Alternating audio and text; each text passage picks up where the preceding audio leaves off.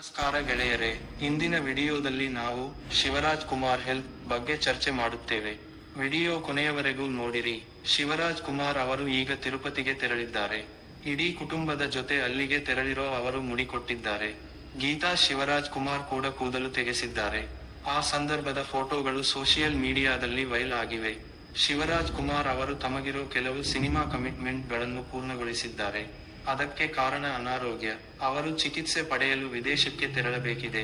ಹೀಗಾಗಿ ಕೆಲವು ಸಿನಿಮಾ ಕೆಲಸಗಳನ್ನು ಮುಂದಕ್ಕೆ ಹಾಕಿದ್ದಾರೆ. ಶಿವರಾಜ್ ಕುಮಾರ್ ಅವರು ಈಗ ತಿರುಪತಿಗೆ ತೆರಳಿದ್ದಾರೆ.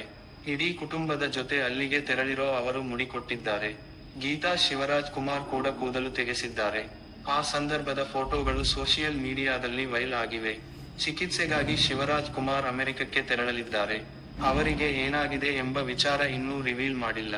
ಅವರು ಚಿಕಿತ್ಸೆ ಪಡೆಯುವುದಕ್ಕೂ ಮೊದಲು ತಿಮ್ಮಪ್ಪನ ಸನ್ನಿಧಾನದಲ್ಲಿದ್ದು ಆಶೀರ್ವಾದ ಪಡೆದಿದ್ದಾರೆ. ಶಿವರಾಜ್ ಕುಮಾರ್ ಅವರು ಕೆಲವು ತಿಂಗಳು ನಟನೆಯಿಂದ ದೂರ ಇರುವ ನಿರ್ಧಾರಕ್ಕೆ ಬಂದಿದ್ದಾರೆ. ಅವರು ಸಂಪೂರ್ಣ ಚೇತರಿಕೆ ಕಂಡ ಬಳಿಕವೇ ನಟನೆಯತ್ತ ಗಮನ ಹರಿಸಲಿದ್ದಾರೆ. ಈಗ ಶಿವಣ್ಣನ ಲುಕ್ ನೋಡಿ ಅನೇಕರು ಅಚ್ಚರಿ ಹೊರಹಾಕಿದ್ದಾರೆ. ಶಿವರಾಜ್ ಕುಮಾರ್ ನಟನೆಯ ಭೈರತಿ ರಣಗಲ್ ಸಿನಿಮಾ ಇತ್ತೀಚೆಗೆ ರಿಲೀಸ್ ಆಯಿತು.